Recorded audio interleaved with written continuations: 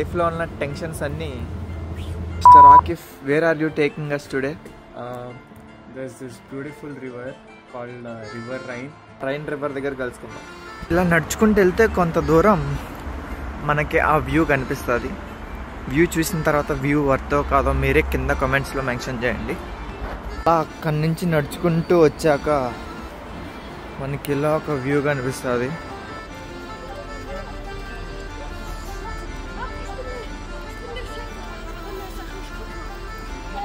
ఎటు చూసినా ఒక వ్యూ రా నాయన. అక్కడ చూసారా కేబుల్ బ్రిడ్జ్, మనం వన్డే దానికి కూడా పోదాం.